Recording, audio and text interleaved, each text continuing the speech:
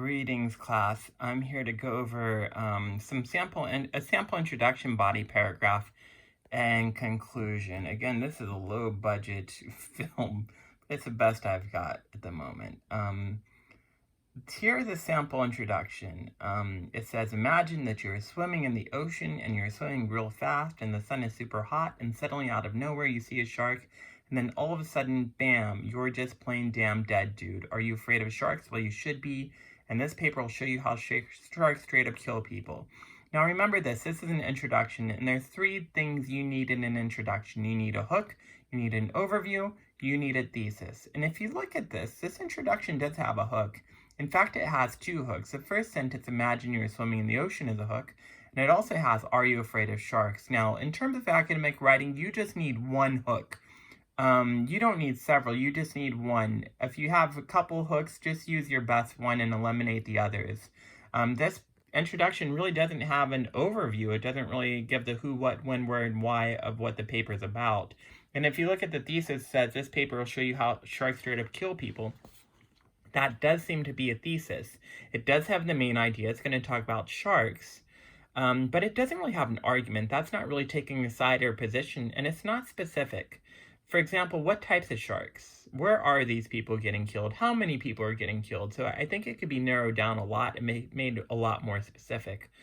This week I want to touch on some grammar-related ideas, and there's some errors, grammatical errors, and there's some also choices that I would just avoid as a writer.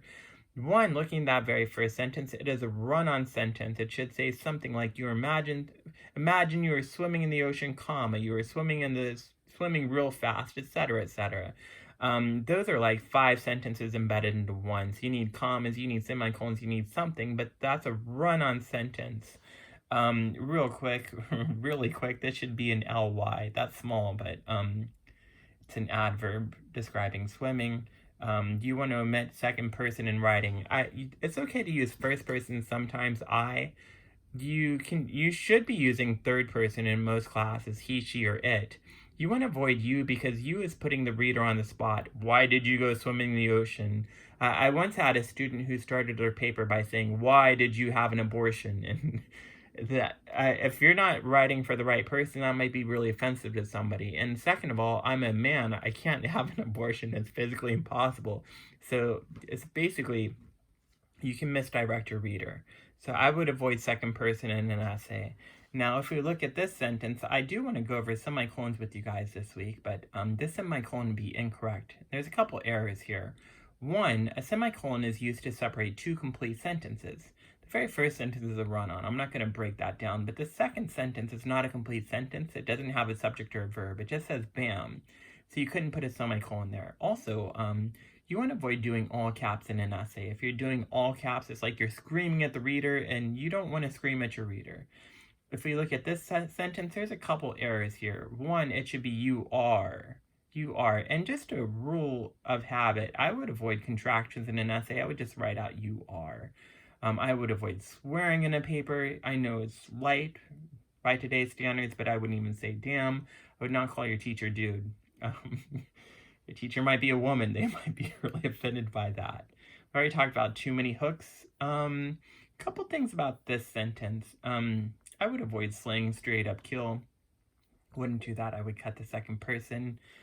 From an academic perspective, you want to avoid starting sentences with and or but or coordinating conjunctions because they're used to conjoin, not to start a sentence.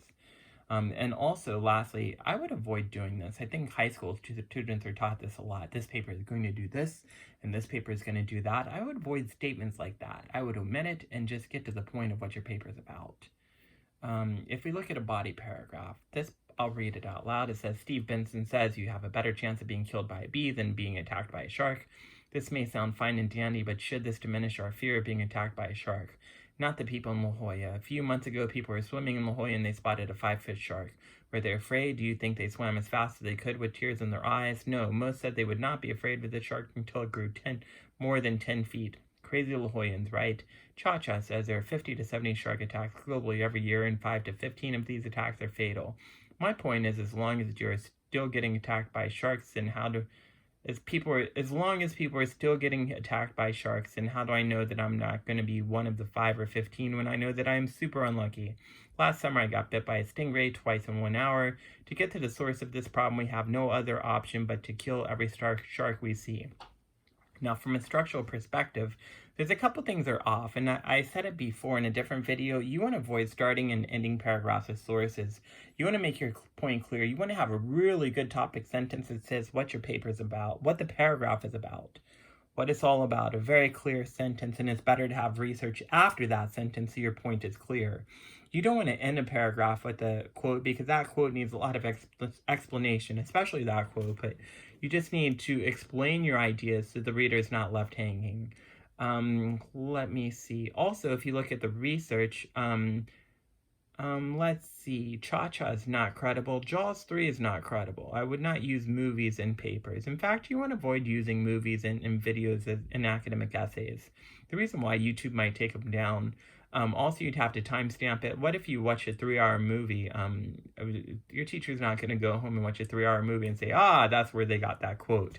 So, I would use written sources for your papers in this class and other classes, or check with your teacher.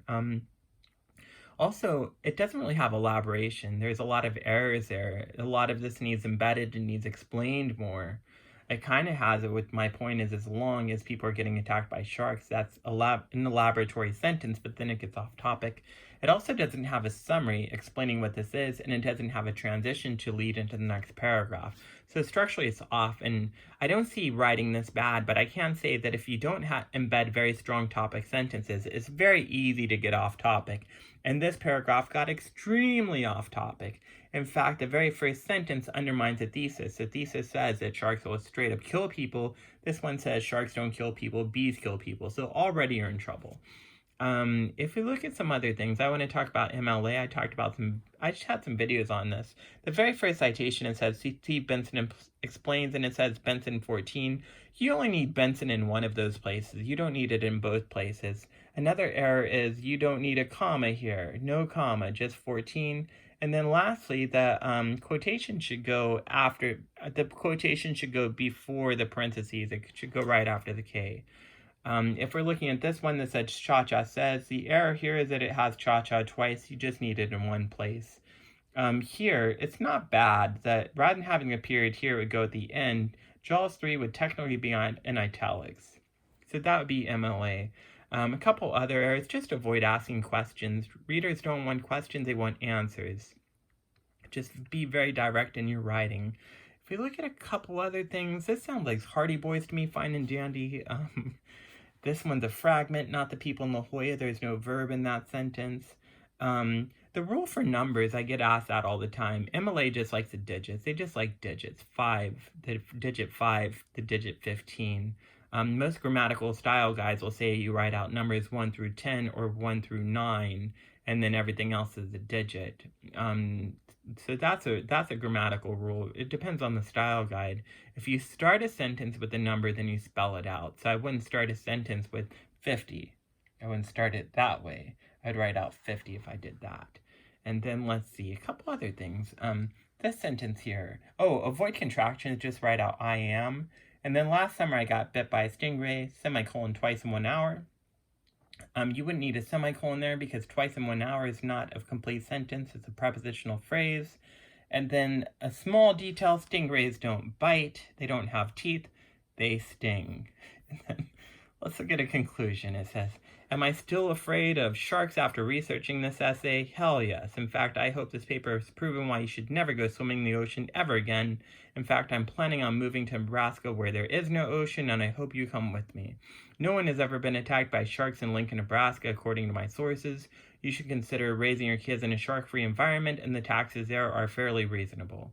A small thing, indent a paragraph. This is a conclusion. If we go over the key components of a conclusion, one, it doesn't restate the thesis. It really doesn't do that. And it does have a closing statement per se. It leaves you thinking. It even talks about children, as I mentioned in another video, about why it's relevant. But as I mentioned in the video that I went over about conclusions, is you don't want to bring up new information in a conclusion. And this one gets weird. It's just too weird. And also it's going into a lot of information that's not relevant. Nebraska, taxes, weird things. If we break down the structure of the paragraph, grammatical choices, avoids questions. I would avoid the questions. This is a fragment, avoid swearing.